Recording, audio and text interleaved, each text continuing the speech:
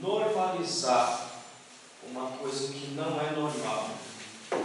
Porque, irmão, só tem direito de tirar a vida quem dá a vida.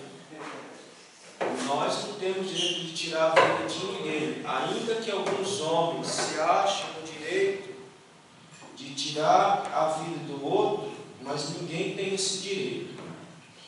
E à noite nós vamos aprender uma coisa aqui, irmão. Eu quero até ler com vocês que os homens são tapados e experimentam isso daqui no dia a dia. Abra comigo em Deuteronômio, capítulo de número 32.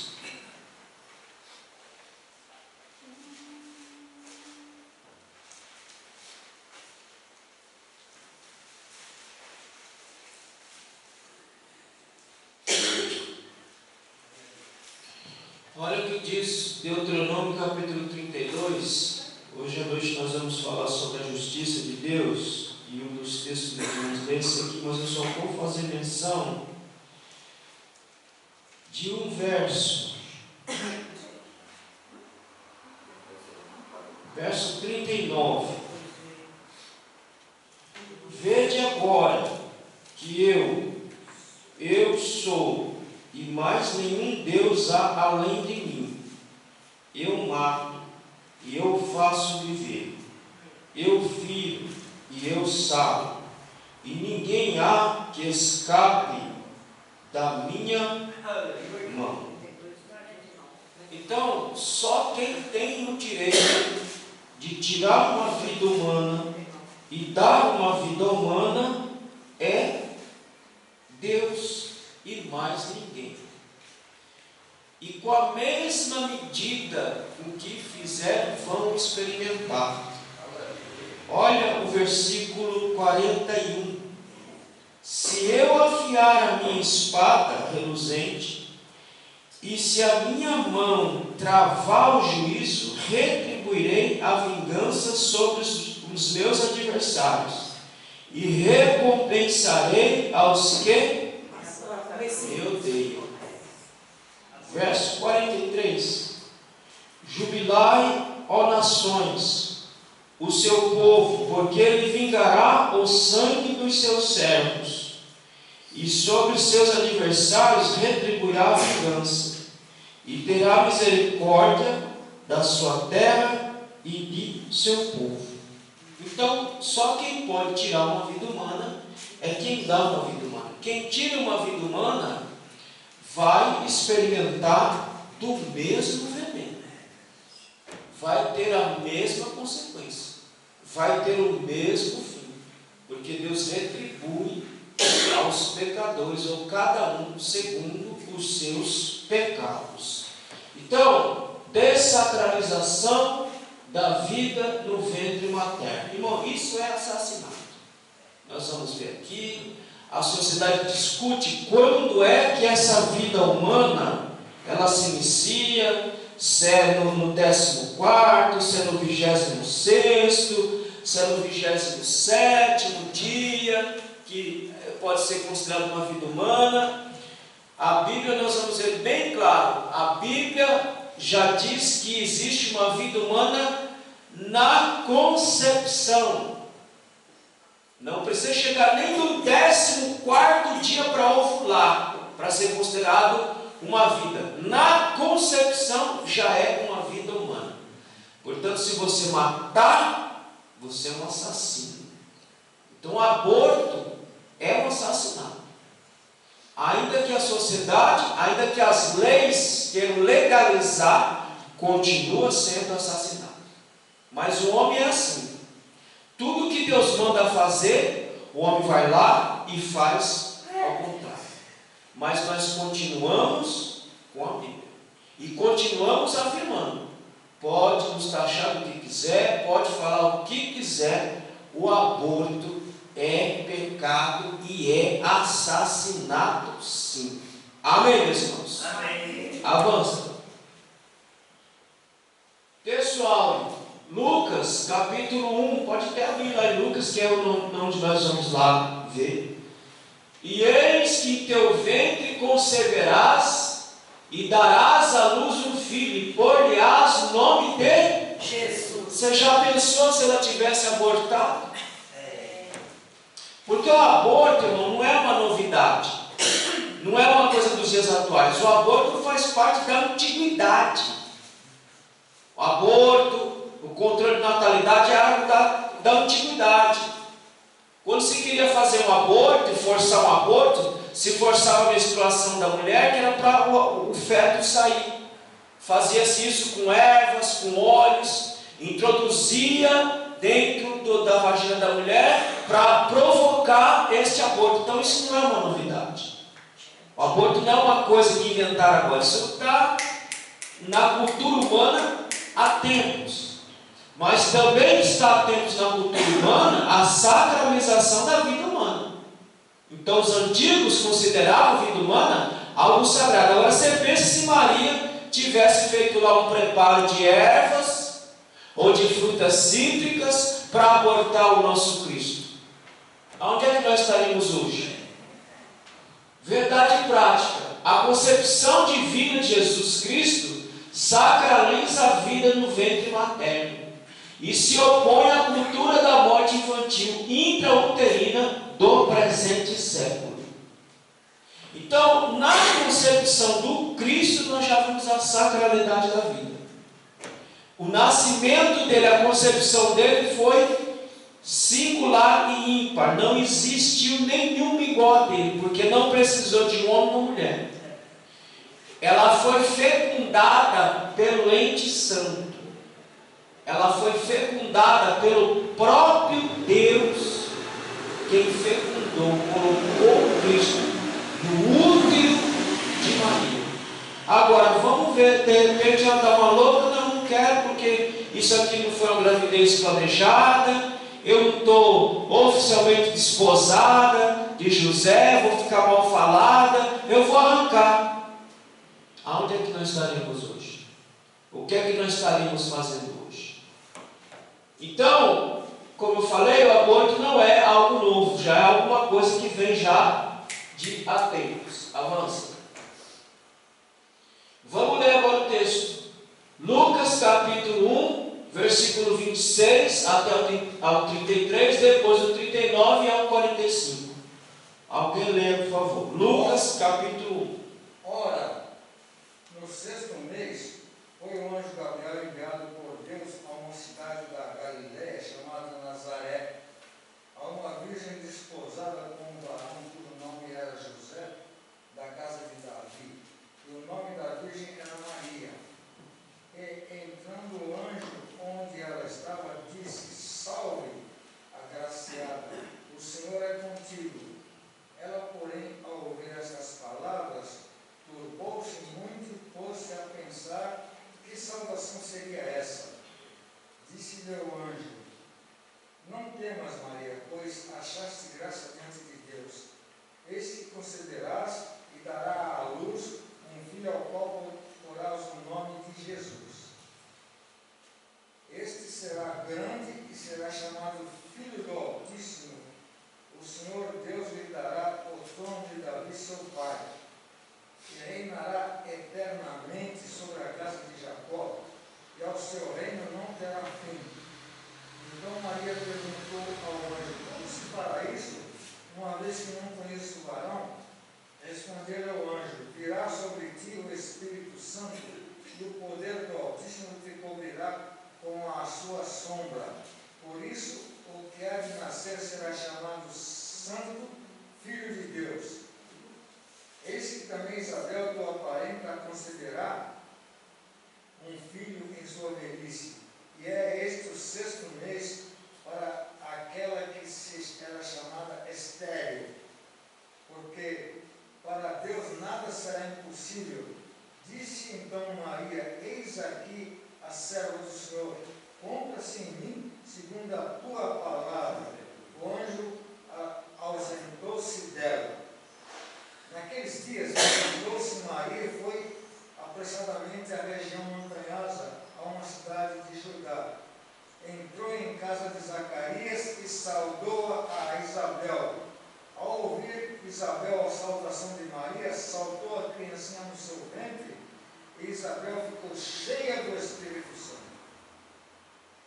E exclamou em alta voz: Bendita és tu entre as mulheres, e bendito é o fruto do teu ventre.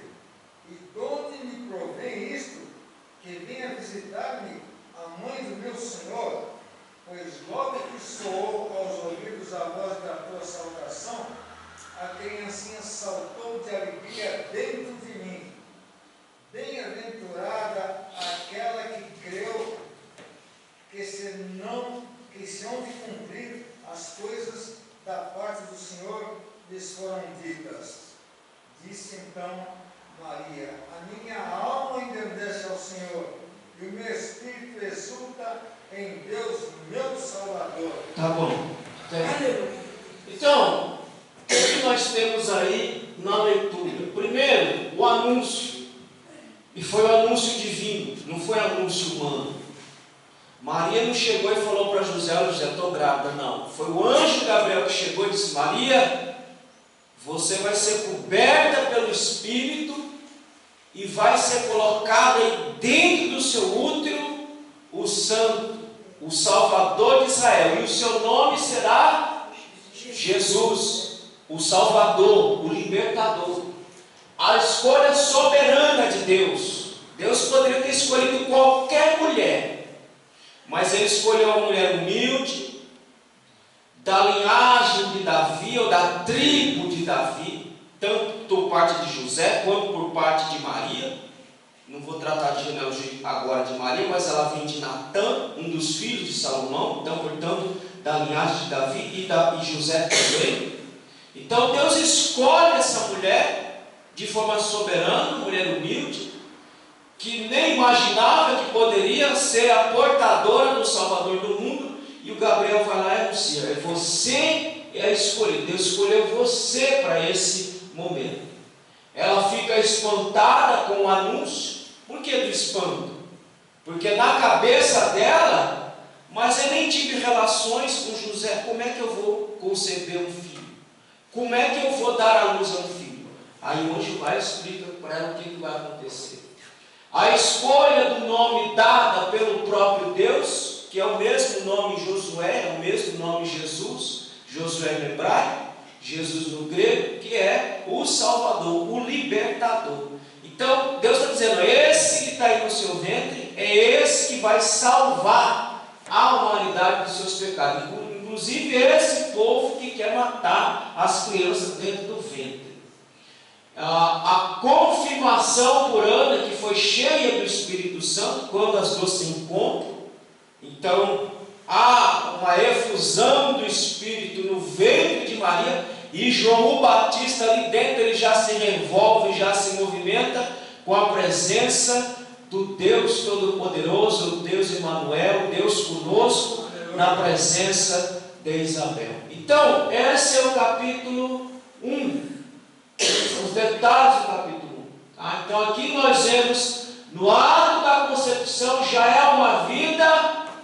No 6º mês que o anjo anuncia, e Isabel já está quase pronta para dar à luz. Eu me esqueci, irmão, qual é o 6º mês. Não sei se é mais ou menos setembro. Dá uma pesquisada aí para mim no celular, mesmo, senão você vai tirar aqui. Mas eu acho que é mais ou menos setembro, o 6º mês, se eu não estiver errado. E ali Deus mostra a Isabel que ela estava diante daquele que salvaria o mundo. Aí Isabel vai irromper em louvor e dizer que aqui no verso 47, meu espírito se alegra em Deus meu Salvador. Ou seja, ela já testifica que o que está lá no ventre de Maria é o Salvador do mundo. Agora pensa bem se Jesus, irmãos, nascesse nesse período da morte, nessa cultura da morte. Não, aborta isso aí, Salvador nada, isso é conversa, isso é balela, arranca logo. Enfia aí o troço aí, tira, toma um biroteque e bota esse negócio para fora. Porque é assim que estão fazendo. Um descarte, como se descarta um lixo. Tira esse lixo de dentro de você, porque isso aí não vale nada. É assim que estão falando. Avança. Deus é o autor supremo da vida humana. Vamos ler Gênesis capítulo 2, versículo 7, rapidamente, irmãos. Então, quem é o autor da vida? O autor da vida é Deus. Então, só Ele tem poder para tirar uma vida. Ninguém tem poder para tirar a vida. Ele que decide quem vai viver, Ele que decide quem vai morrer. O homem não tem esse poder em suas mãos. Gênesis 2, 7. E formou o Senhor Deus o homem do pó da terra, e soprou em seus narizes ao fôlego da vida, e o homem foi feito alma vivente. Ô irmão, veja o seu valor. Você não foi nem formado do barro. Deus não pegou o barro, o pó. Sabe o pó, aquele restolho que fica por cima da terra? É daquele pozinho que tu foi feito. É daquele pó, não foi nem do barro. Pegou o barro assim, deixa eu pegar esse barro aqui e formar. Não, ele pegou o pó, que desse pozinho aqui eu vou fazer alguma coisa. E fez o homem. Então o autor da vida humana é Deus, não é o homem. O homem pode fazer o bebê de proveta, o homem pode clonar, mas ele só está manipulando o que Deus criou. O homem não consegue criar do nada. O homem não consegue pegar o pó da terra e falar, vou criar um outro ser humano do pó da terra. Só Deus faz isso. Por quê? Porque Ele é o autor da vida. Se Ele é o autor da vida, só Ele tem direito de tirar e deixar continuar uma vida. Tanto é que a Bíblia diz que os nossos dias diante deles estão contados. O pó a gente espelha e joga fora, e Deus juntou o pó. Pó é uma coisa insignificante, é uma coisa até que incomoda. Né? Pó, você limpa a casa, enche de pó, aquela coisa que incomoda. Isso aí é você, irmão. Preciso comprar um aspirador de pó. Para tirar esse pó chato. É isso que somos nós.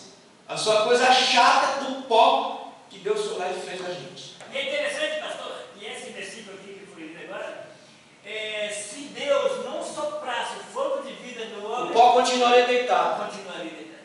Então o pó só se levantou. Tem um padre que diz o que é o homem. Isso aqui é para esses que se acham que é muita coisa. O padre diz o seguinte: o homem nada mais é do que o pó levantado. Isso somos nós. Nós somos o pó levantado. Porque se tirá-lo a alma sem ter de vida, o que acontece? Você volta a pó de novo. Você volta a ser pó de novo. Um pó levantado cheio de arrogância e de nariz empinado. Que acha que é muita coisa, mas não é. Nós só somos um pó levantado, nada mais. Por isso as Escrituras já consideram a vida humana já no ato. Irmão, aqui não tem discussão. Não tem crente, não tem que ficar discutindo esse negócio. Não, é no 14º dia, quando ele vai lá e ovula e entra no útero. Não tem discussão aqui. O ato da concepção já é uma vida humana. Se tu abortar, você está matando. Para nós não tem essa discussão se é no 14º, se é no 6º, se é na 26ª semana, na 27ª. Não tem discussão para nós. A vida humana, ela começa no ato da concepção. Uns vão dizer que é no 14º dia, quando já tem a fertilização. É na concepção. Acabou. Entendeu, irmãos? Não tem discussão para nós aqui. A vida humana, ela inicia-se no ato da concepção. Quando o esperma está lutando e há um encontro, pronto. Ali já é uma vida humana. Acabou. Não tem conversa. Tá certo? Então não perca tempo com esse povo. Não, mas ela começa lá no 14º, ela começa lá no 26º, quando o neném já começa a se desenvolver. Não, ele já está em desenvolvimento, já no processo da concepção, já está lutando para chegar lá, e quando chega já é a vida humana ali. Amém, meus irmãos? Então, mas para a sociedade secularizada, que desconsidera, desqualifica a Bíblia, para implantar a morte da vida humana em qualquer período da gestação. Então, isso aí, para quem não tem Deus na vida, E até para quem diz que tem Deus na vida, pode matar em qualquer momento, em qualquer período. No ato, deu-se a concepção, pode matar. Não, 14º pode matar. 26ª semana, pode matar. 27ª semana, pode matar. Então, para a sociedade, em qualquer período, você pode matar essa criança. A Bíblia, ela é totalmente contra isso, irmãos. Amém, meus irmãos? Pastor, Oi. eu ouvi falar também que tomar anticoncepção não é pecado? Não entendi. Quando a gente é casado e toma anticoncepcional, é pecado? Não, porque você está fazendo um controle de natalidade, você está barrando para que nem chegue a... Eu não sei explicar, não, que não é minha área. Mas não tem nada a ver com controle de natalidade, não. Fica tranquilo em relação a isso aí. Certo? Quarto, o homem arroga-se a si mesmo a autonomia da sua vida, determinando sua existência, afrontando a soberania de Deus. O homem não tem esse poder de determinar nada. O homem não pode determinar quem morre. O homem não pode determinar quem nasce. Só quem determina essas coisas é quem cria. É Deus quem determina todas as coisas. O homem não pode mexer aonde ele não foi chamado para mexer. Avança. Aí, irmãos, está aí. Como tudo começa. Fecundação. É o ponto de vista definido por boa parte dos religiosos, inclusive a Igreja Católica. Por isso, a pílula do dia seguinte é condenada por ela, porque você, no ato da concepção, é a pílula. Os irmãos sabem o que é a pílula do dia seguinte. Não está falando daquela que você toma periodicamente. É que você vai lá e toma para... Pronto. Já é uma boa frente. Para quê? Para nós, o ato da concepção já é a vida humana. Quando o embrião chega no 14º dia, então, para alguns, a vida humana começa no 14º dia. Para nós, começa no ato da concepção. Amém, meus irmãos? Amém. Para alguns, começa no 14º dia. Então, em qualquer momento, você pode matar. E depois também. Para outros, começa da 6ª semana à 24ª semana. Aí eles dizem que aí começa a atividade cerebral. Não, mas a atividade já começa no ato da concepção, porque vai lutar para se desenvolver. Então não é só quando começa a atividade cerebral do feto. Ele já concebeu, ele já está lutando para se desenvolver, porque ele já é uma vida humana em desenvolvimento. Amém, meus irmãos? Estão entendendo aí, né? Quando o feto pode sobreviver sozinho, 25ª semana, 27ª semana. Então aqui é a opinião dos que defendem que só a vida quando o bebê poderia sobreviver fora do organismo. Ué, mas e dentro do organismo? Ele está morto? Então quer dizer que até a 25ª semana e a 27ª semana eu posso matar, porque ele só pode sobreviver fora do útero. E quando ele está no útero, ele está fazendo o quê? Ele está morto? Você está vivendo. A criança está viva e desenvolvendo e se autodeterminando dentro do útero. E aí, depois do nascimento, aí já não tem mais o que fazer. Mas também pode matar se quiser. Joga fora. Descarte. Né? Descarte como o pessoal faz, né? Como umas mães fazem, vai lá e bota no lixo e larga lá feito um lixo. É assim que está o ser humano. O ser humano, quanto mais sem Deus fica, mais bestial ele fica. A sociedade moderna, quanto mais tecnológica ela fica, mais animalesca ela fica, mais voraz ela fica. Tá? Então, aqui são as opiniões. Até que ponto você pode matar? Nenhum ponto. Concebeu no ato da concepção de uma vida humana e acabou. Quem quiser matar, mate e se entenda com Deus para lá. Então lá, no Brasil, o Código Penal autoriza o aborto em caso de estupro e risco de morte da mãe. Então, pela lei que eles estão querendo burlar, mudar essa lei, só pode haver o aborto se houver o estupro ou caso de risco de morte da mãe, pela lei que nós temos no Brasil hoje. mas já abortaria, que você pode abortar em qualquer hora que você quiser. Estamos lutando para isso aí. Avança. Entenderam aqui, irmãos? Então aí mais uma ilustração. Tá? Olha lá. O ovo já fertilizado. Tá? Os estágios. Aqui, irmão, aqui, ó. Já está, a vida já está aí, ó. Já é uma vida aí. Esse primeiro ele é o cérebro? Já é uma vida. Esse primeiro aí é o cérebro? Não, aqui é o embrião. É a fertilização. É uma vida aqui. Você vai tirar uma vida aqui. Você não precisa esperar chegar aqui na 10ª semana para matar. Você matar aqui, você está matando uma vida do mesmo jeito. Amém, meus irmãos? Amém. Avança. Então lá, concepção sobre o início da vida humana. Então isso aqui já expliquei, vamos embora.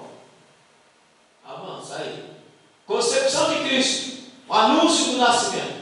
Maria recebe a visita do anjo, Gabriel, já está comprometida com José. O que causa espanto nela é isso, porque ela está comprometida, mas não está casada. E aí o anjo fala, ó, você vai se engravidar. E ela fica espantada, mas como é que eu vou engravidar se eu não tive atividade sexual com José? Porque só pode ter, só engravidar se tiver atividade sexual entre homem e uma mulher. E ela fica espantada, como é que vai ser isso? Aí Gabriel vai explicar, não, você vai ser coberta pelo poder do Espírito e o ente divino vai ser colocado no seu útero. Agora, se desse a louca nela de abortar essa criança, o que seria de nós? Então, é por isso que ela fica espantada, porque ela não teve relação com ele. Uma concepção divina e não humana. E aí eu vou explicar, eu já expliquei uma vez, vou explicar de novo. Existem duas formas de concepção. A concepção bioplasmática e a concepção hiloplasmática. A concepção hiloplasmática é matéria gerando matéria. A concepção hiloplasmática é quando o homem e a mulher têm relação íntima e vai nascer uma criança. Amém? A concepção de Cristo, ela foi bioplasmática, porque é vida gerando a própria vida. Ou seja, é Deus gerando o próprio Deus no ventre de Maria. Esse tipo de concepção bioplasmática nunca mais ocorreu na Terra. E nem vai ocorrer mais. Por isso que ela é única. Por isso que ela é singular. E por que ela teve que ser assim? Quem pode me ajudar? Por que ela teve que ser bioplasmática? Porque o próprio Deus teve que colocar o menino lá no útero de Maria. Por quê?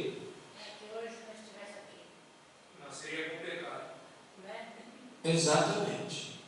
Se fosse geração hiloplasmática, um homem e mulher, ele já vinha com a natureza,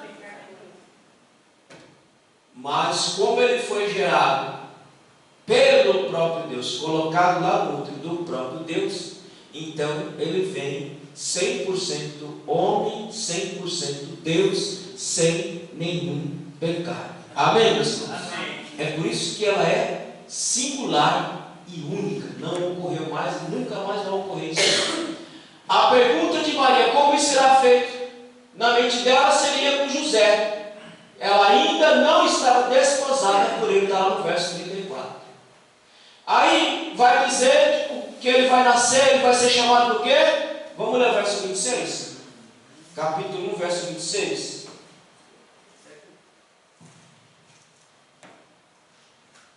Lucas 1, 26. E no 6º mês foi o anjo Gabriel enviado por Deus a uma cidade na Galileia chamada Nazaré. E ele será chamado Nazareno, em cumprimento às profecias proféticas. Lá em Mateus 2,23, você vai ler que ele vai ser chamado de Nazareno. Leia lá, Mateus capítulo 2 e versículo 23. Olha lá. E chegou e habitou numa cidade chamada Nazaré, para que se cumprisse o que fora dito pelos profetas. Ele será chamado Nazareno. Aonde foi que Jesus nasceu? Belém. Belém de Judá. Ele só será chamado Nazareno, porque iria morar naquela cidade, que iria ser chamado de Nazareno, em cumprimento às profecias. Aí você vai ler lá em Isaías, capítulo 7, versículo 14, Salmo, verso 89, verso 3 e 4, vai cumprir essa profecia. E ele será chamado Nazareno. Avança. Então, segundo, a miraculosa concepção. O anjo Gabriel explica que seria singular, porque ela não estava entendendo. Ela não estava compreendendo como é que seria. Então ele vai explicar. Vamos ler o versículo 35, do Lucas 1,35. E respondendo o anjo, disse: descerá sobre ti o Espírito Santo, e a virtude do Altíssimo te cobrirá com sua sombra. Pelo que também o santo que a ti há de nascer será chamado Filho de Deus. Então você vai ser coberta pelo poder do Espírito Santo, e o ente querido, o ente divino vai ser colocado no seu útero. Então como é que Maria engravidou? Maria engravidou pelo ouvido. Pelo ouvido. O anjo foi falando, e a virtude do Espírito veio sobre ela e colocou o ente no útero de Maria para que ele pudesse se desenvolver como uma criança normal. E ele nasceu como uma criança normal, irmãos. Uma gestação de 9 meses normal. Eu quero ver Satanás fazer um homem da luz. Aí então, vamos ver se ele conseguir fazer isso aí. Então, ele explica que seria algo singular. Por isso será o menino, seria chamado de santo. Por que seria chamado de santo? Porque ele foi gerado pela própria santidade. Ele foi gerado pelo Espírito que é santo. E portanto, quem estaria no ventre de Maria também é santo, assim como aquele que colocou lá dentro. Por isso diz que ele seria chamado santo. Isabel, o sinal da ação de Deus em sua velhice, teve João Batista. Irmão, isso aqui é um sinal do poder de Deus para fazer o que Ele quiser. O que Ele quiser. Ele engravida uma mulher sem precisar que ela tenha relação com outro homem. Ele faz uma senhora avançada em idade ter aquele que prepararia o caminho do Cristo, porque Isabel já estava avançada de idade. As irmãs aí, qual é o risco de uma mulher em idade avançada engravidar? Depois dos 44 é arriscada, é gravidez de alto risco. Mas Isabel estava com mais que isso aí. Depois de 44. Estava com mais que isso aí, o útero já estava seco. E ela era estéril, né? Não podia gerar. Estéril, seco, em idade avançada, e Deus vai lá e mostra que Ele pode fazer o que Ele quiser. O próprio Zacarias duvidou, ficou vivo. Já velhinho também, por quê? Porque os dois avançados em idade. Aí vai ter um filho. Como é que vai ter um filho, Senhor? Eu estou com 100 anos. Isabel está com 200 anos. Como é que vai ter um filho? Aí Deus mostra que da estéril Ele pode fazer fecundar e gerar uma vida, como foi o caso de João Batista, que preparou o caminho do Messias. Agora pensou se Isabel, nem doutor, eu já estou em idade avançada, a pressão vai subir, vai dar eclipse, eu vou morrer no parto, eu vou tirar esse menino daqui de dentro. Não. Se é Deus que está colocando, se é Deus que está me dando, abrindo a minha madre, vai até o fim. E foi até o fim sem nenhum problema. Amém, meus irmãos? Então mostra que Deus é poderoso para tudo. As Escrituras atestam a mão de Deus sobre as estéreis. Você pega lá a Bíblia, lá, quantas histórias que a gente vê de mulheres que não poderiam dar à luz, e Deus vai lá, põe a mão e faz, ela abre a madre e ela dá luz. Mostrando o quê? Que Deus tem poder para fazer o que Ele bem quiser, da hora que Ele quiser e do jeito que Ele quiser. Amém, meus irmãos? Portanto, ninguém tem o direito de tocar na vida humana. Nem na que está no útero e nem na que está fora do útero. Você pode até ter vontade de matar alguém. À noite você vai ver. Você pode até ter vontade de matar alguém. Mas Porque Deus sabe fazer os serviços bem feitos. E Deus trabalha com reta justiça. Você pode achar que alguém merece a morte. E Deus pode achar que aquela pessoa não merece a morte. Então, por isso que Ele trabalha com a reta justiça. Ele é o nosso vingador. Eu não preciso me vingar de ninguém. Deus é o nosso vingador. Amém, meus irmãos? Amém. Eu, graças a Deus, na minha vida até aqui, e espero que Deus me ajude a não fazer isso, eu nunca precisei e nem vou precisar me vingar de ninguém. Porque Deus é o meu vingador. Deus é aquele que justifica. Deus é aquele que faz tudo. A vingança a Deus pertence. Irmão, mas e se a criança vier com defeito? Deixa vir. Deixa vir. Porque é para vir. E se não for para vir, pode deixar que Deus mesmo dá um jeitinho para não vir. Um crente, irmão, não tem que se preocupar com essas coisas. Porque Deus é aquele que sabe fazer tudo na nossa vida.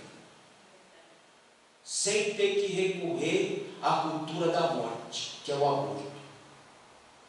Meu primeiro filho, se ele viesse ao mundo, ele viria muito doente.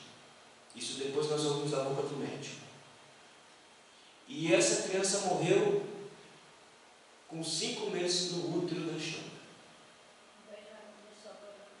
Nós não precisamos fazer absolutamente nada. A única coisa que eu precisei fazer na época foi comprar um Virotec para ela tomar, para a criança já morta nascer num parto normal. Mas a criança não chegou nem a ver a luz do dia. E Deus já antevendo lá na frente, Ele diz, é melhor eu já levar agora, porque depois a pancada vai ser mais forte. Então o crente não precisa fazer isso. Deus é aquele que sabe tudo e como faz tudo. Amém, meus irmãos?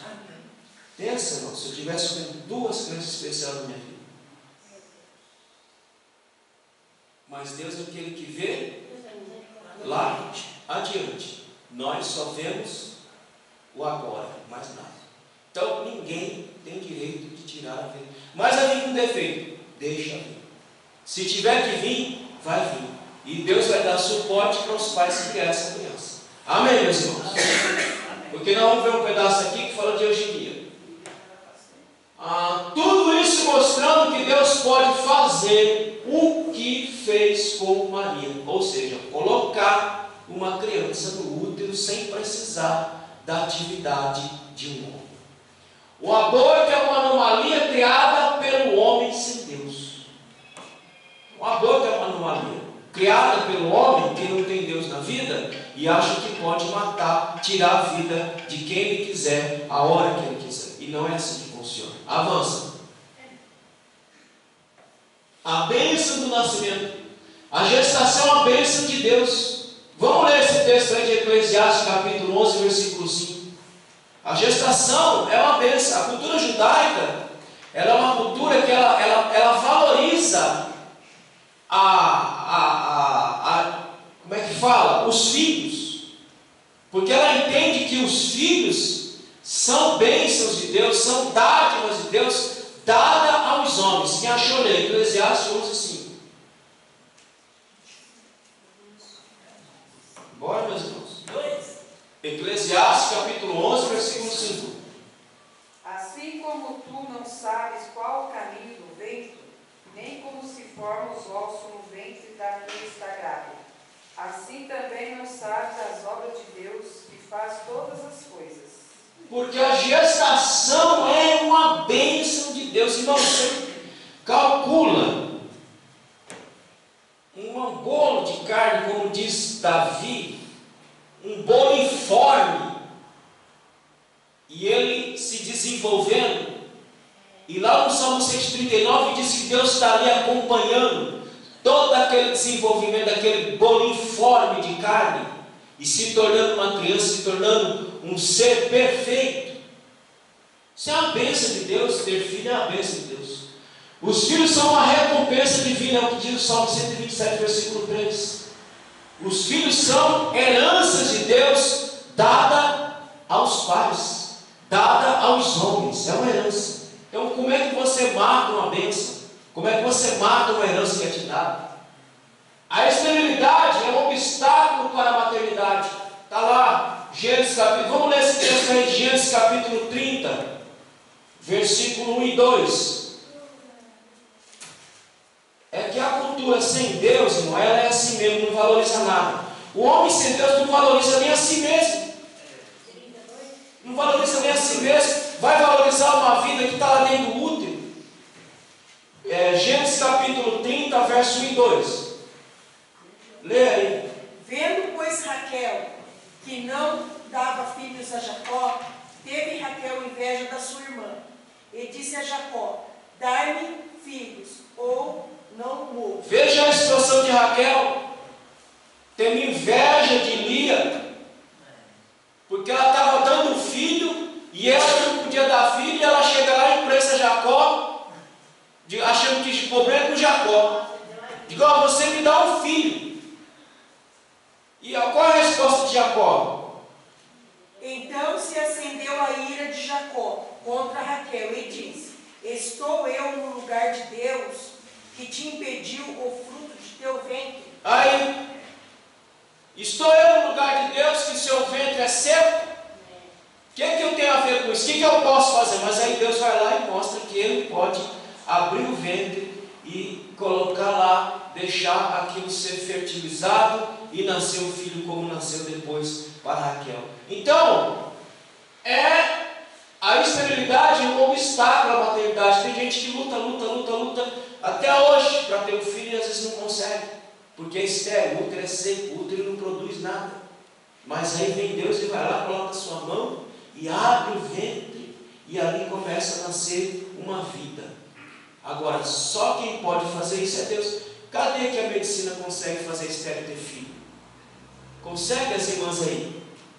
A mulher estéril pode ter filho? Sim ou não? A medicina consegue reverter isso? Sim ou não?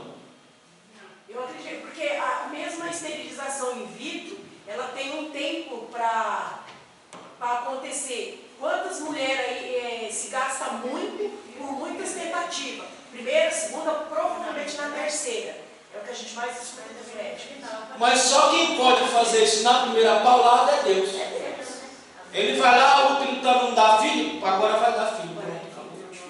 A medicina fica lutando, batendo cabeça.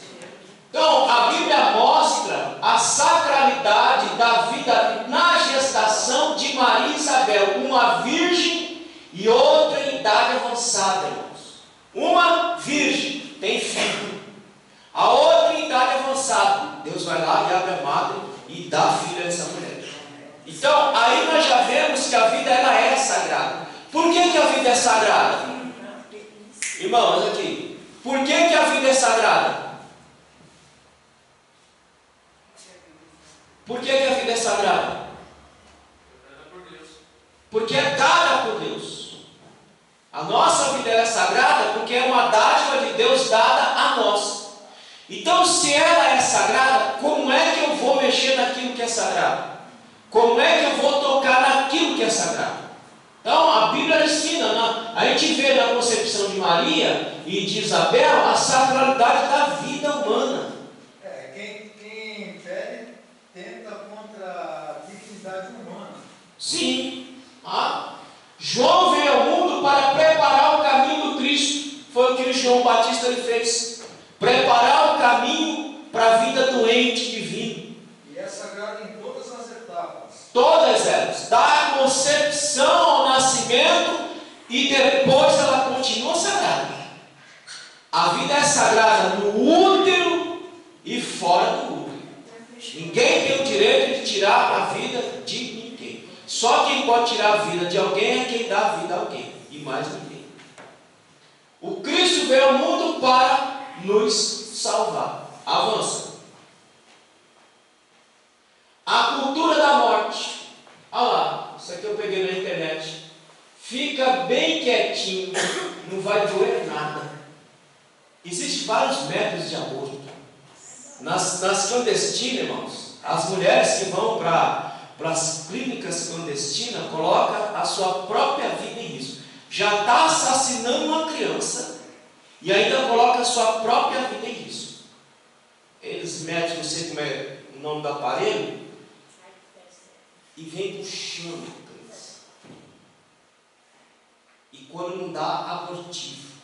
Ou as mulheres loucas tomam remédio, tomam chá abortivo e abortam numa privada. E aquele feto procura fugir daquele objeto. Sim, porque está sendo agredido. Já é uma vida, ele quer fugir. É uma vida humana que está ali lutando pela sua própria vida. Aí vai uma desgraçada e mata. Da forma mais cruel. Irmão, depois você tem na internet lá os procedimentos vários de aborto, as atrocidades que eles fazem para matar uma criança no útero. Agora eles querem legalizar porque vão fazer de uma forma mais humana. Que forma mais humana? Morte é morte. E Deus vai julgar como homicídio, né, pastor? Hã? E Deus vai julgar Como um assassino. É a cultura, Um assassino. é a cultura da morte. Para Deus, essa pessoa que faz isso, tanto a que quer tirar, quanto a que faz, ambos são dois assassinos. Que diante de Deus vão ter a devida pena. Pelos homens, vai ser legalizado como normal. Mas diante de Deus, são dois assassinos que receberão a pena devida. Nós vamos ver à noite, mas nós vamos ver mais um dos atributos divinos de Deus, que é a sua justiça. Ninguém passa impune. Ninguém passa impune. Nós vamos ver que a justiça divina, ela distribui e ela retribui. Ela distribui aqueles que fazem o bem. E ela retribui em penalidade aqueles que fazem mal. Os romanos eram contra o aborto, né? Era uma parte da sociedade antiga era a favor, é como agora. Uma parte da sociedade antiga considerava a vida como sagrada e a outra parte não. Então essa coisa vem de longe. Faraó mesmo fazia isso, né, pastor? Quando Moisés nasceu, né? Deus deu graça a filha nem para não tirar Moisés. Não, ele queria matar porque ele estava com medo dos hebreus, né? Se multiplicando que nem rato. Então, fica aí bem quietinho que não vai doer nada. Então, devia fazer com essa pessoa, pegar, como é que chama aquele, que é a força, né? Que é a força, é um tipo um alicate, um troço. Pega como é que fala? Aquele negócio que fecha, como é? O que o pastor está falando é aquele aparelho do fósforo, que é uma garra que pega. Até a criança, quando está para nascer, e há dificuldade, o médico puxa com esse ferro. É o fósforo, ele é pego na testa e no crânio. Ele fecha Então, aqui. pega isso e arranca a cabeça com tudo para ver se é bom. Ali no crânio. Então, lá, cultura da morte. Projeto ideológico. Por isso que eu falo, irmão, todo mundo que entra pelo caminho do progressismo vai entrar por esse caminho. Não tem jeito. Não adianta. Não pode falar o que quiser. Você entrou pelo caminho do progressismo, das ideologias esquerdistas, você está apoiando tudo isso aqui. Não tem para onde fugir. Ah, não, eu só votei. Não, você votou em todo o pacote. É como eu falei, amanhã se eu for preso, a culpa vai ser de quem votou em partido de esquerda. Porque é tudo o que eles mais pregam é a cultura da morte. Cultura da morte. Não tem para onde fugir. Então é um projeto ideológico vou dizer a você, isso aqui só é usado como massa de manobra política. Só para chegar no poder e se manter no poder. Só. Porque eles não estão nem aí, nem com a vida humana que está no ventre, e nem com a vida humana em si. O progressismo, ele tem desprezo pela vida humana. O progressismo, o socialismo, o comunismo, produziu mais de 180 milhões de mortes. É uma coisa do Satanás. Só produz morte e desgraça. É só o que nós vemos. Cultura da morte. Projeto ideológico para se manter no poder. Ô irmão, você acha que o Brasil é um país rico? O Brasil tem riqueza de todo jeito aqui dentro. Terra aqui nesse lugar que não falta. Por que a região sul, sudeste são regiões ricas?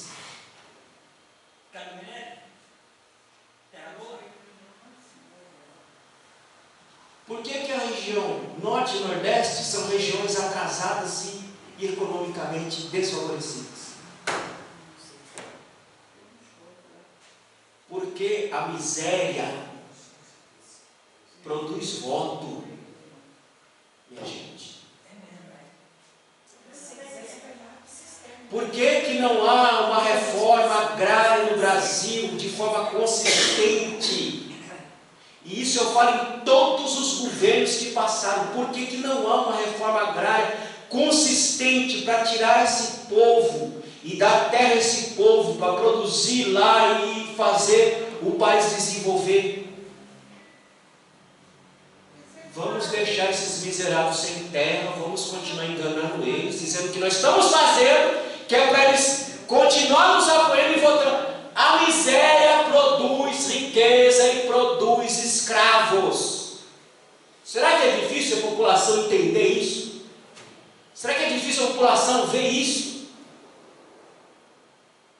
A pobreza produz riqueza, mas não produz riqueza para o pobre, produz riqueza para quem está lá. Então, tudo isso daqui, irmão, é cultura da morte.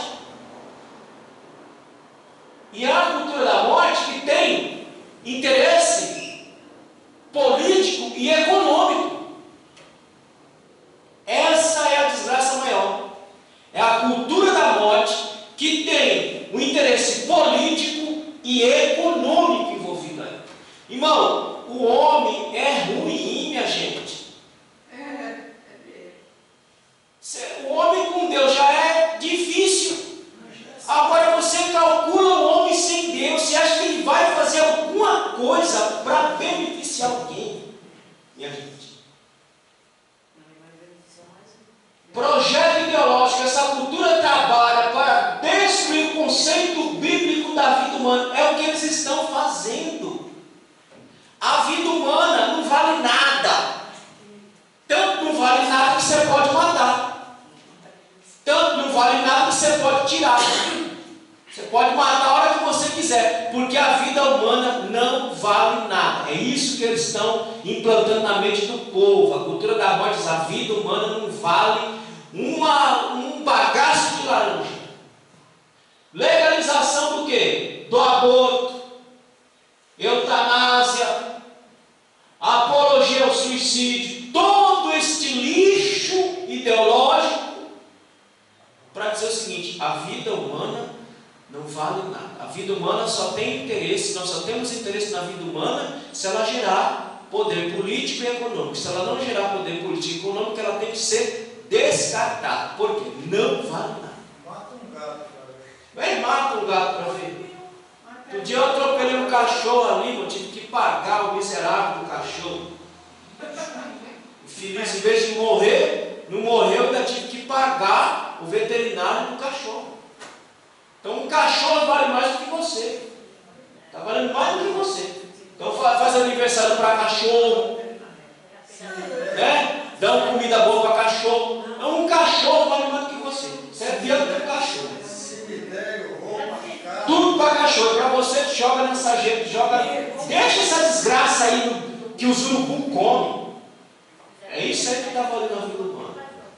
Usando todo o campo da ideologia e política, trabalha para desacralizar a vida. Então eles estão trabalhando sistematicamente para dizer que a vida humana não vale nada, para dizer que Deus não vale nada, para dizer que nós não valemos nada, para dizer que a vida não vale um bagaço de laranja.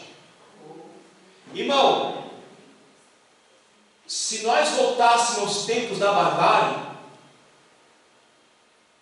eles teriam já matado todos nós. Todos nós. Mas eles não matam porque nós somos guardados e protegidos por Deus. Eles podem tentar, mas não. Se Jesus viesse nos dias de hoje. Hã? Se Jesus viesse nos dias de hoje. Ele seria morto por requinte de crueldade. Mais do que já foi. Avança. A eugenia, bem nascido, é o descarte daquele que tem uma formação. Porque lá nos exames lá dá para saber se a criança vem inteira, se ela vem com algum problema. Ah, não, seu filho vai nascer retardado. Ah, não, retardado eu não quero não, eu vou abortar então. Então é eugenia. Os bem-nascidos, quem é que pode nascer? Aquele que vem com saúde plena, bem formado, assim. Mas se vier com uma formação, não, pode tirar, não quero não. Coisa estragada, coisa com defeito, não quero não. Porque é assim, o que estão fazendo é assim.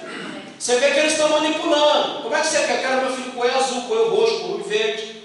Como é? Eu quero ele branco, preto, azul, amarelo. O próprio Beethoven, a mãe nem quer abortar. E ele era surdo, né? Hoje E dá produziu uma das melhores músicas. Vocês sabem que música clássica é música divina. Música clássica é música divina. Você vê que é tudo muito bem, milimetricamente harmonioso. Então, a eugenia, não, se vier com uma formação, eu não quero, eu vou tirar. Pronto, joga fora. É assim. Esse descarte pode ser feito ainda no útero, porque ela faz ultrassom, faz exame. Ó, seu filho vai ter uma malformação, ou seu filho vai vir retardado, vai vir mongol, vai vir com síndrome de Down. Ah, não quero não, vamos abortar, pode tirar. Eu não quero não. Eu quero um filho perfeito. Com um problema eu não quero. Eugenia. Aí o político está lá falando, aí veja bem. Aí o político está lá falando, não, mas eu sou a favor da eugenia. Aí o crente não sabe o que é. Não, eu também sou, deve ser alguma mulher essa eugenia, deve ser alguma mulher eugenia. Se ele é a favor da eugenia, eu também sou da eugenia. Ou seja, ele está dizendo, eu sou a favor que se mate uma criança que tem má formação já no útero. Meus irmãos, só Deus para nos ajudar. A desculpa para a tal atrocidade é a saúde reprodutiva. A eugenia, ela vem pautada o seguinte, olha, é preciso que se tenha saúde reprodutiva. Ou seja, a criança tem que vir bem formada e temos que ver a saúde da mulher. Mas e a saúde do feto? São duas vidas. Duas vidas que têm valor.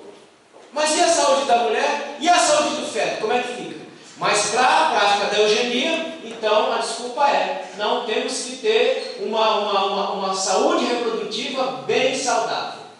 Então nessa concepção defende-se o direito incondicional da mulher e não da vida do útero humano. Então veja que a vida incondicional é da mulher e não do útero. Por quê? Porque para eles o útero não é uma vida humana.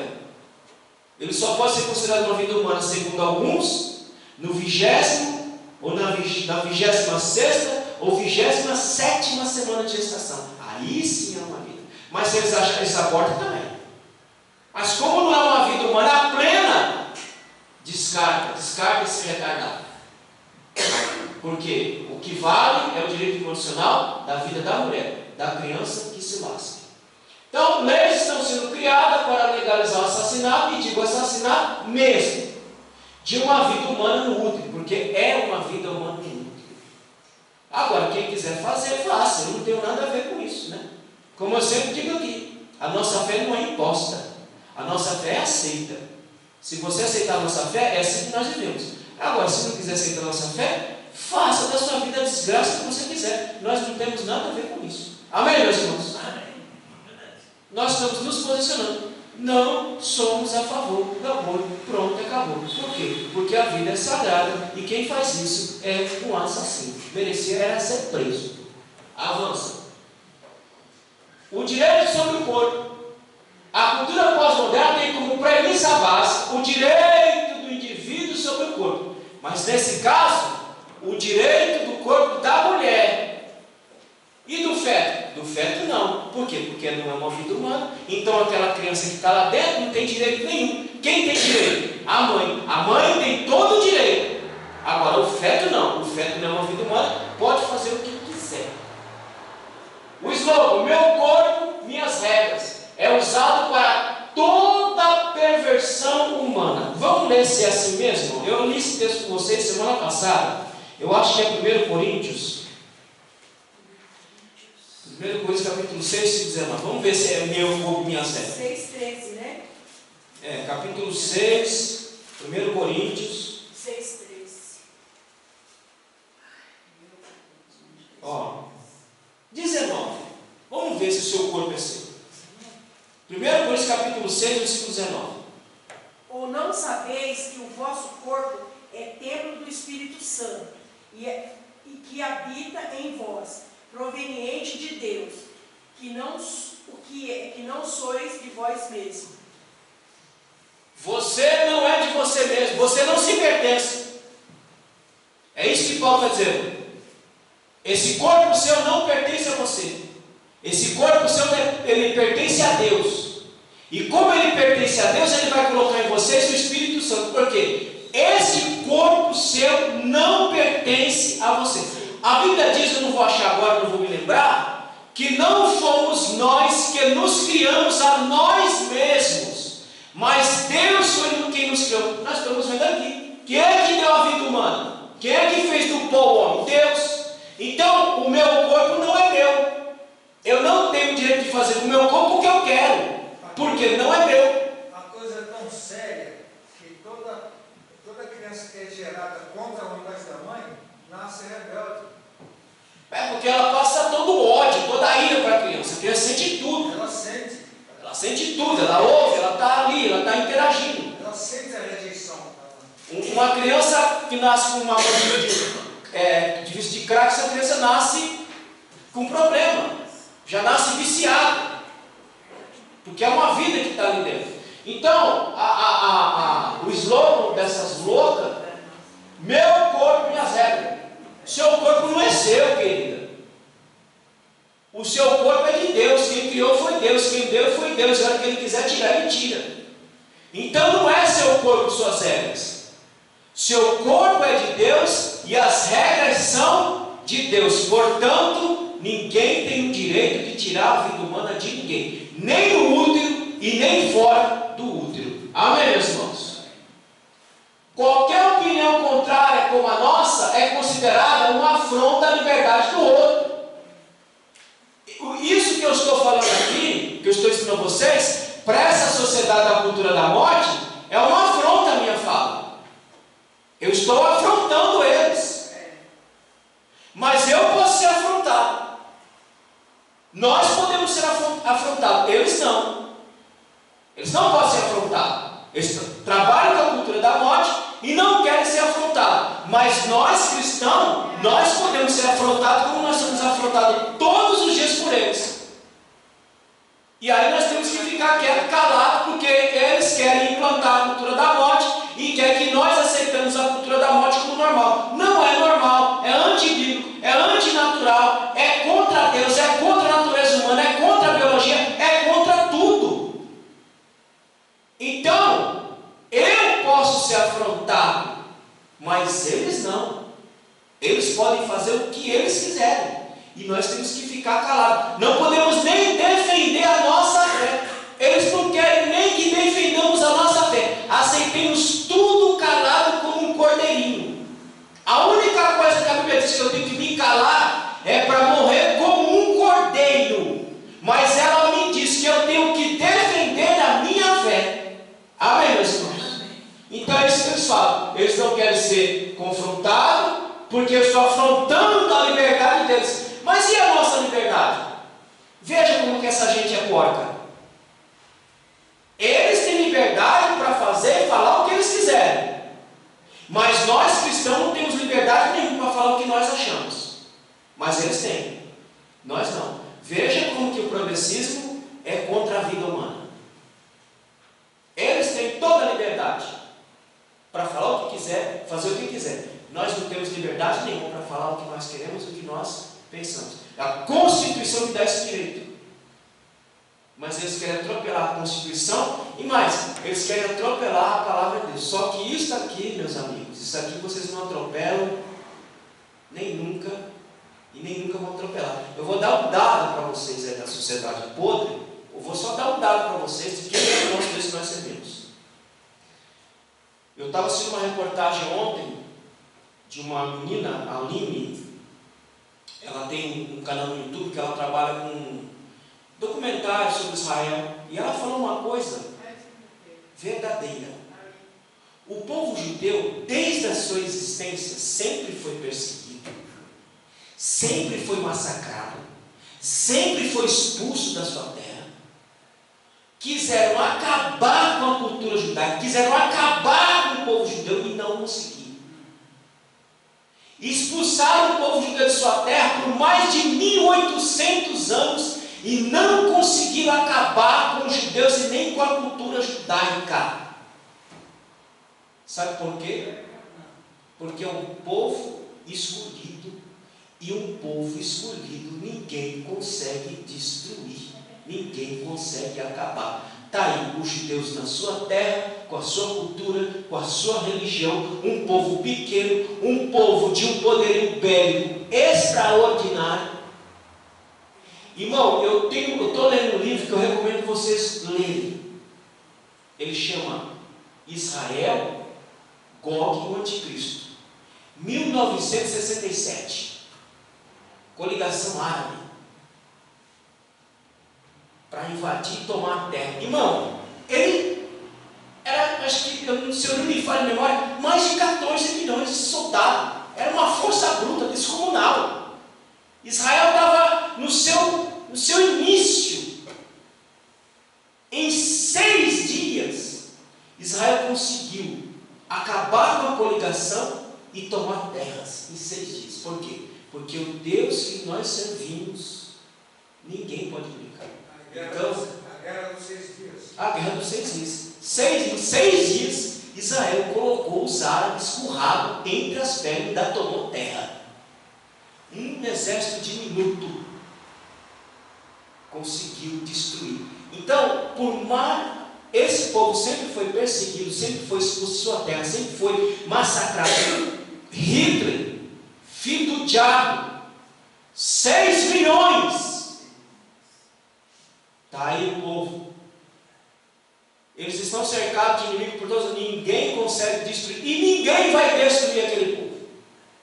Aos árabes, aos palestinos, vocês podem tentar, vocês podem fazer o que vocês quiserem.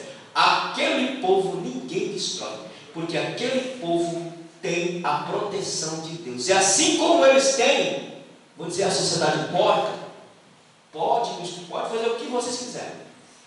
Esta igreja aqui, ela só vai sair daqui a hora que Deus achar que ela tem que sair, porque enquanto ela não sair, vocês não vão nos destruir e vocês não vão nos calar a nossa voz. Nós vamos continuar defendendo a nossa fé, independente do que vocês acham, do que vocês pensam. Vocês querem implantar a cultura da morte? Vocês podem até querer, mas não vão, porque nós temos um Deus muito maior do que vocês. Amém, meus irmãos?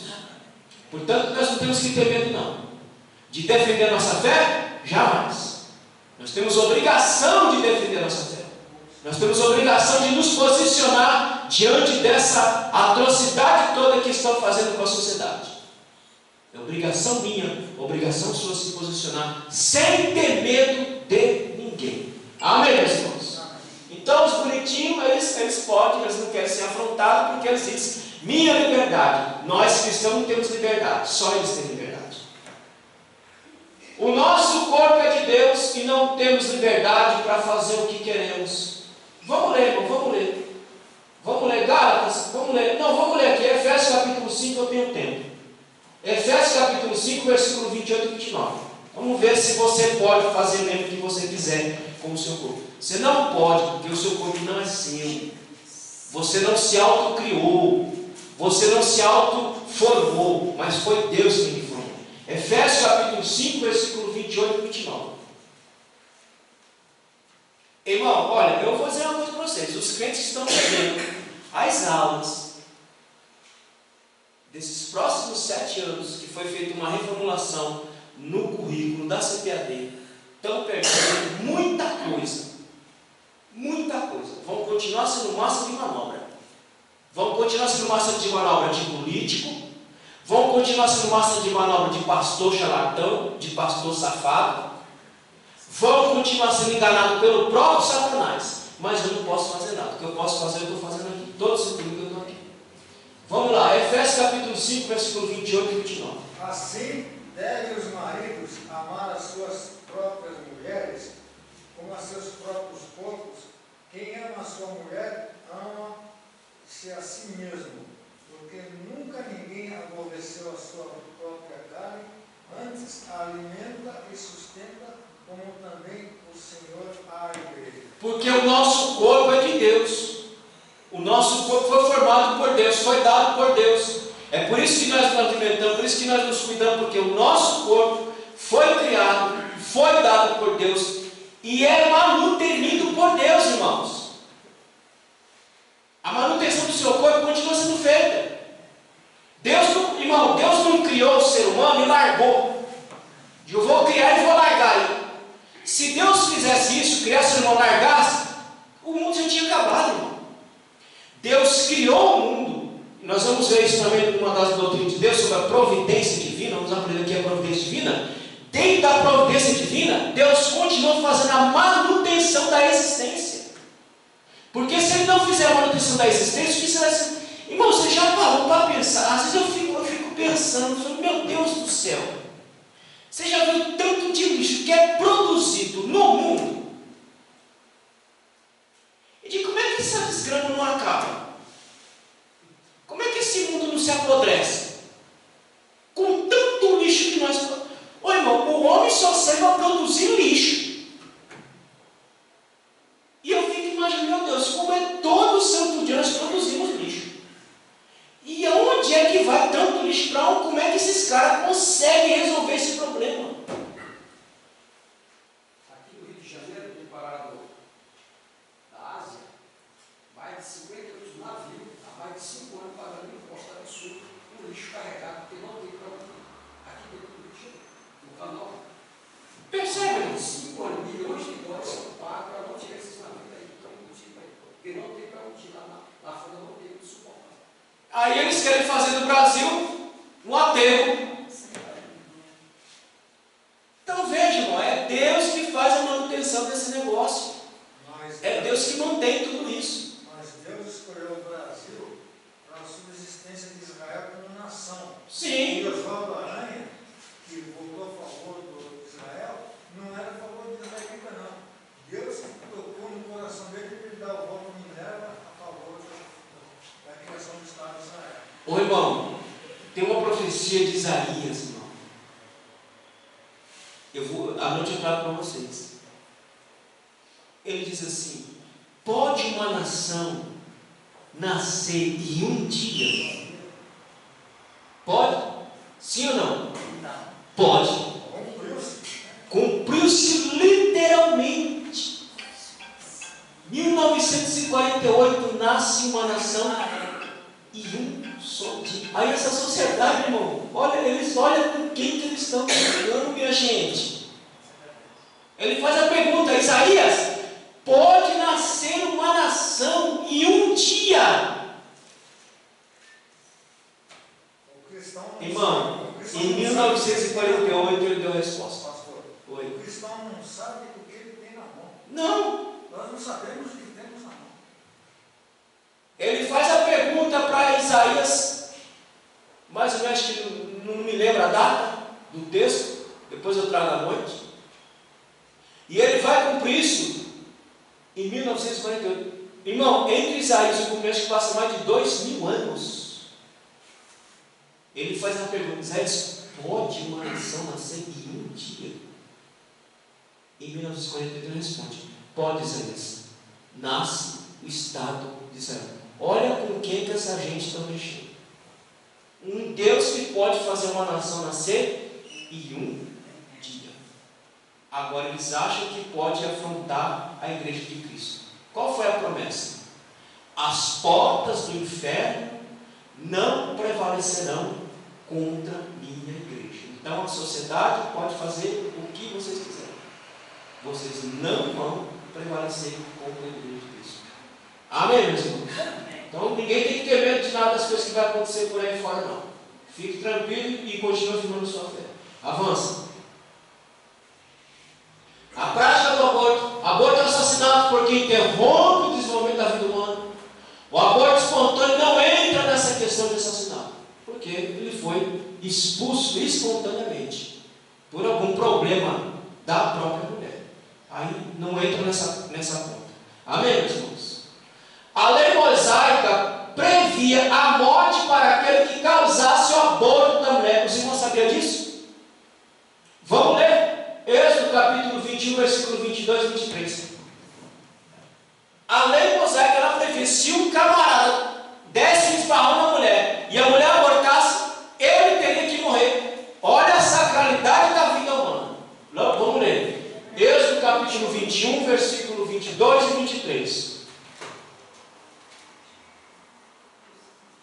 Se alguns homens pelejarem e ferirem uma mulher grávida e for a causa de uma que aborte, porém, se não houver morte, certamente será multado, conforme ao que lhe impuser o marido da mulher, e pagará diante dos juízes. Mas, se houver morte, então darás a vida por vida. Se está lá no entreveiro da esbarra, a mulher, ela aborta, a criança morre, a mulher morre, ou a criança morre, quem fez tem que morrer também. Porque a vida humana ela tem um valor imenso para Deus. Então, se o cara esbarrasse uma mulher lá e ela abortasse, aquele camarada deveria morrer. Tamanha a sacralidade da vida que Deus dá. Irmão, veja que a Bíblia tem tudo, tem tudo. Então, quem faz deveria morrer também. O sexto mandamento proíbe o quê? Êxodo capítulo 20, versículo 13. Não, aqui está matarás, mas na verdade é assassinato. O sexto mandamento fala sobre o assassinato. Não é para assassinar. Por que assassinar e não matar? Porque senão nós vamos dizer que um cristão que é polícia não pode matar.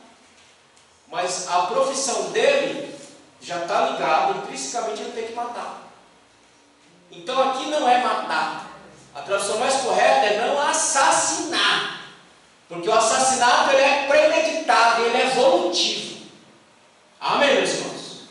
Quando alguém assassina alguém, é porque ele já premeditou e ele quis matar. Ele quis assassinar aquela pessoa.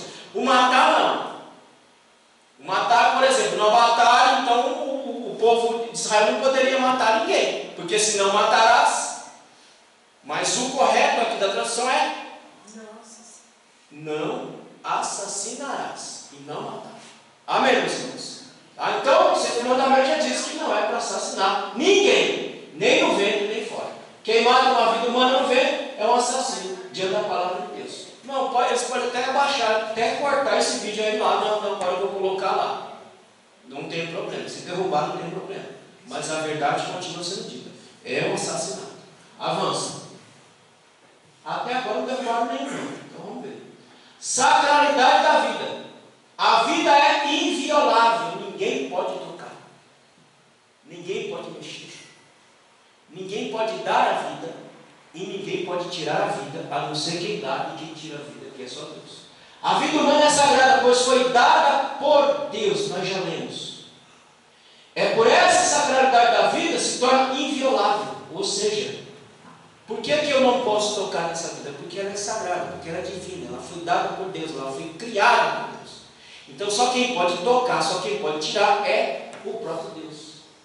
A vida humana tem valor absoluto, deve se sobrepor a qualquer outro direito. Não existe direito maior do que a vida humana. É isso que o autor da revista está querendo dizer. O direito à vida se sobrepõe a qualquer outra lei.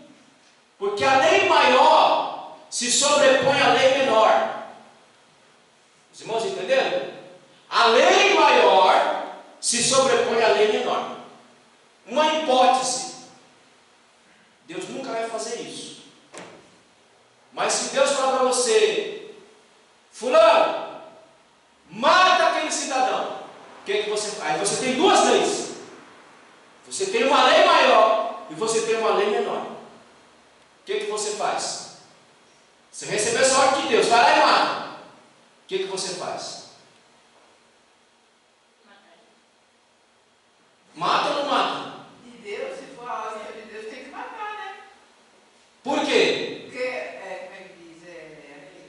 Porque a lei de Deus é maior do que a lei menor que diz não matarás, ou seja, que diz que não pode matar. Nós não temos um código civil que diz que não pode matar, temos um código civil. Só que nós temos uma lei maior, que é a lei de Deus. Vai lá e mata, vai lá e mata. Ele não vai fazer, só uma hipótese. Senão nós vamos pensar que eu estou mandando aqui para desmatar. Deus não vai mandar matar ninguém, é uma hipótese. Samuel matou Agag. É uma hipótese para explicar o que o autor está querendo dizer aqui, ó. A vida humana tem valor absoluto, deve se sobrepor a qualquer outro direito. Se o STF, se o Congresso dizer, não, agora pode matar, legalmente o feto pode matar, a lei maior se sobrepõe sobre ela, porque Deus diz que a vida humana é sagrada. Então, a vida humana se sobrepõe a qualquer outra lei. Amém, meus irmãos? Entenderam? Portanto, deve ser defendido a todo custo. E só Deus tem o direito de dar e tirar a vida. Vamos ler 1 Samuel, capítulo 2, versículo 6. 1 Samuel, capítulo 2, versículo 6. Quem achou pode ler. Aqui nós já estamos partindo para o encerramento. 1 Samuel 2, 6. Leia aí.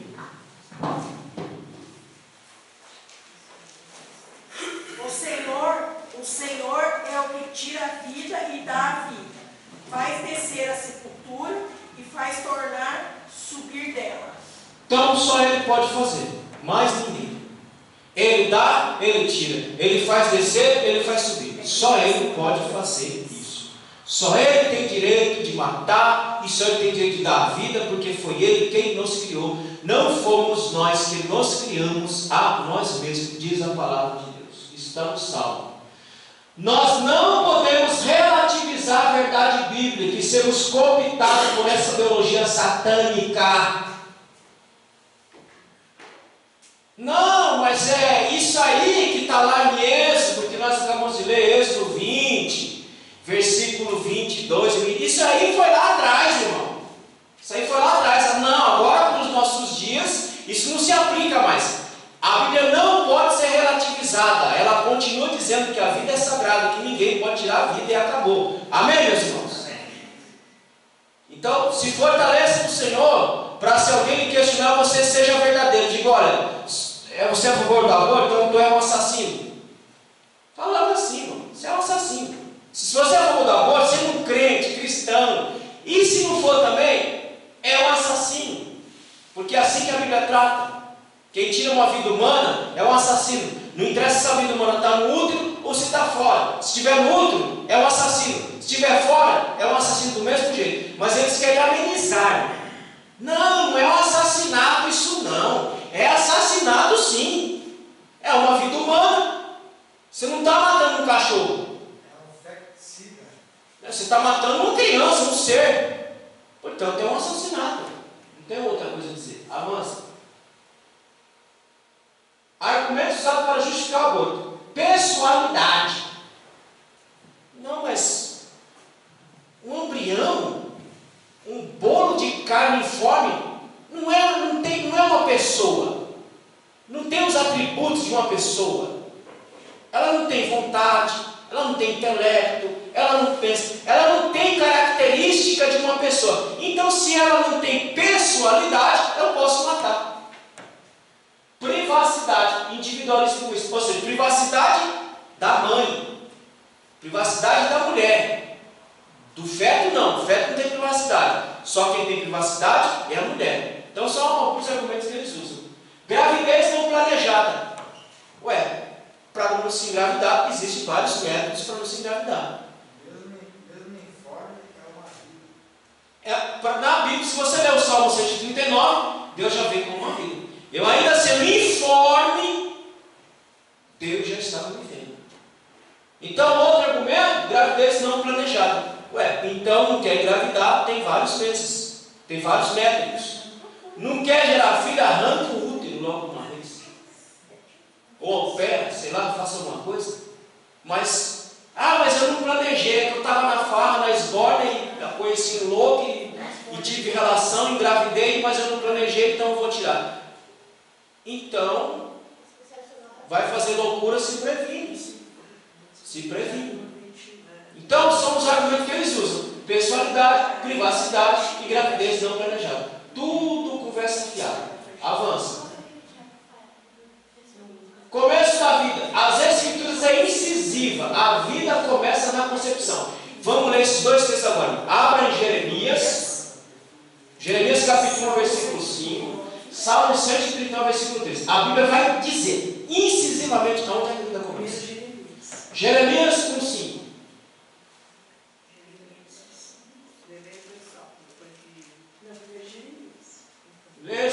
Lê aí, Jeremias 1, 5, já deixa aberto lá no Salmo 139. Bastante versículo aí. Quem achou, lê. Jeremias 1, 5, já deixa aberto alguém no Salmo 139. O que é que diz aí, Jeremias 1, 5?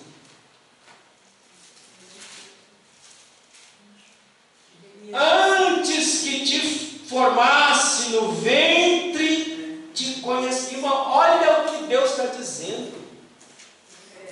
Jeremias, antes de você entrar lá, eu já te conhecia, meu filho. Antes de você, o espermatozoide, fazer aquela briga para ovular, eu já te conhecia. E antes que saíste da madre, aonde é que Deus santificou ele? Vamos na leitura. Antes que saísse da madre, o que Deus fez? Te santifiquei, Jeremias. Antes de você vencer a luta dos espermatozoides e ovular, eu já te conhecia. E antes de você sair da madre, eu já te separei para ser profeta entre as nações. Não é isso que ele está dizendo aí? Santifiquei as nações, te dei por profeta. Olha aí, Deus dizendo que a vida humana começa na concepção. E ele diz que começa bem antes para Deus, começa bem antes. Antes de você ser formado lá no ventre. Quando você era só espermatozoide, brigando, lutando para ovular, eu já te conheci. E quando você era um bolinho informe, eu já te santifiquei a profeta das nações. Salmo 139, versículo 14. Tu me conheces, tu me sondas e me conheces. Tu me conheces o meu assentar e o meu levantar. De longe entende os meus pensamentos. Cercas o meu... Não. Verso 14. Os meus olhos. 14, 15, né? 139, 14. E eu te louvarei. Aí. Porque de um modo terrível e tão maravilhoso fui formado. Maravilhosas são as tuas obras. A minha alma o sabe muito bem. Ele está dizendo lá, o Senhor já estava me vendo lá, de maneira assombrosa, de maneira maravilhosa, lá no útero, o Senhor já estava me vendo. Agora lê o versículo 15. Os meus ossos não te foram encobertos, quando no oculto fui formado e entretecido como nas profundezas da terra. Deus acompanhando o desenvolvimento daquele bolinho informe. É isso que Davi está dizendo. O Senhor, eu sendo um pedacinho de carne informe, o Senhor já estava ali me acompanhando o meu desenvolvimento. Versículo 16. Os teus olhos viram o meu corpo ainda informe, e no teu livro todas estas coisas foram escritas. Olha, vamos por partes iguais, como diria Jack. Os teus olhos viram o meu corpo ainda Informe. Eu era um bolinho de carne, Deus, um bolinho. E o Senhor já estava me vendo. O Senhor já estava ali acompanhando o meu desenvolvimento. Por que Deus estava acompanhando? Porque já era uma vida humana em desenvolvimento. Não era uma vida humana que ia se tornar no 14º dia, ou na 6ª semana, ou na 20ª semana. Não, eu era um bolinho e o Senhor já estava ali acompanhando o meu desenvolvimento. Continua.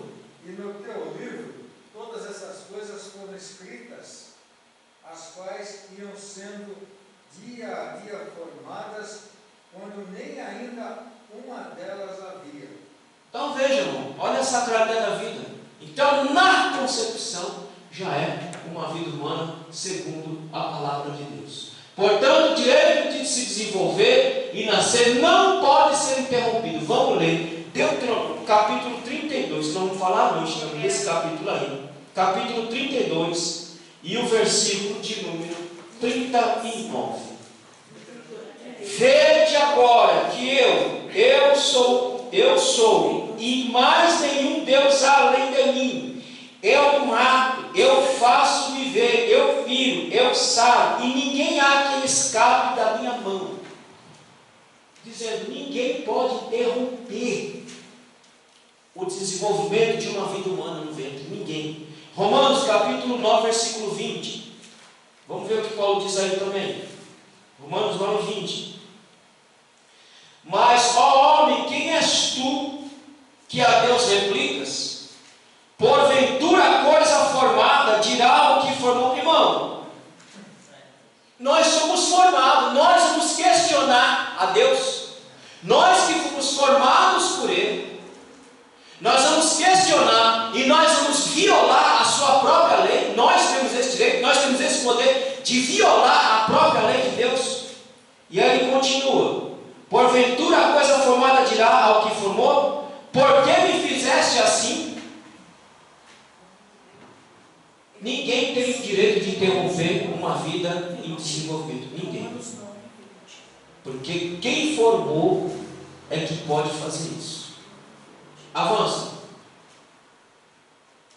A posição cristã. Nossa postura é totalmente contra o aborto em qualquer fase, pois cremos na autoridade das Escrituras que defende a vida humana.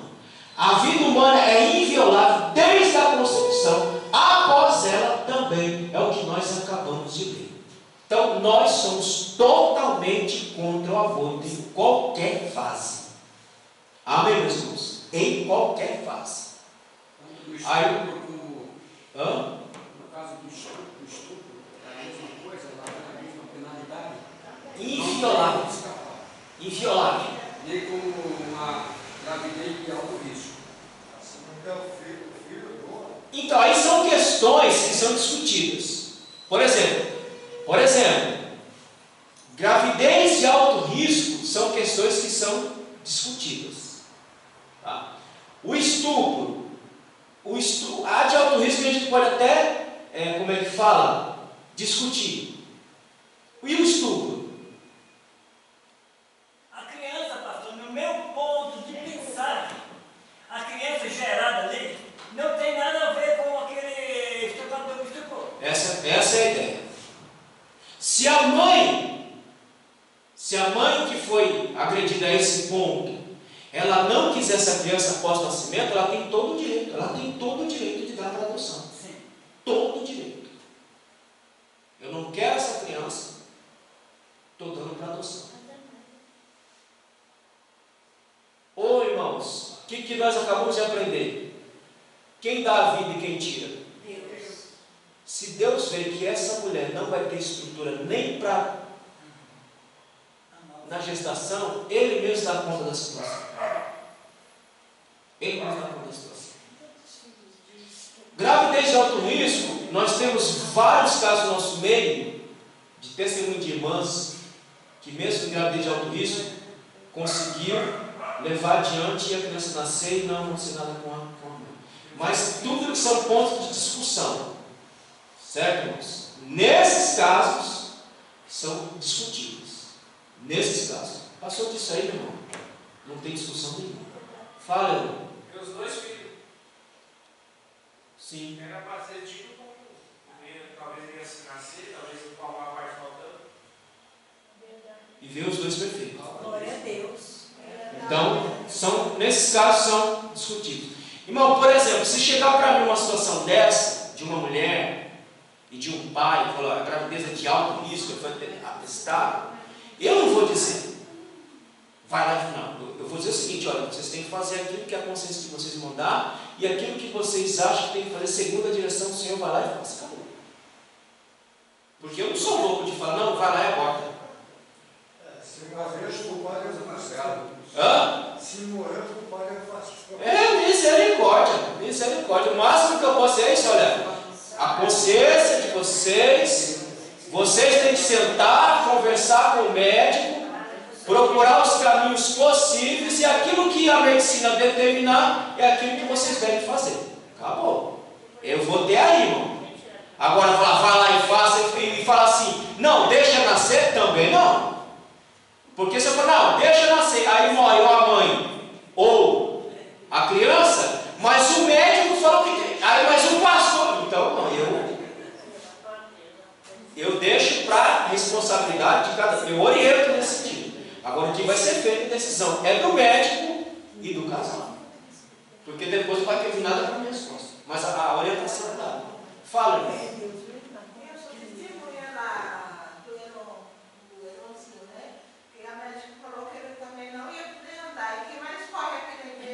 É o Bernardinho. Avança. Então, irmão, concluindo a aula de hoje, nós vamos concluir com Jó, capítulo 12, versículo 10. Em suas mãos está a vida de todas as criaturas e o fôlego de toda a humanidade está na mão de Deus. Amém, Jesus. Deus abençoe, fique de pé. À noite nós estamos aqui de novo. Glorificando ao Senhor, adorando ao Senhor e aprendendo um pouco mais da palavra de Deus. Hoje nós vamos falar sobre a justiça de Deus. Como é que Deus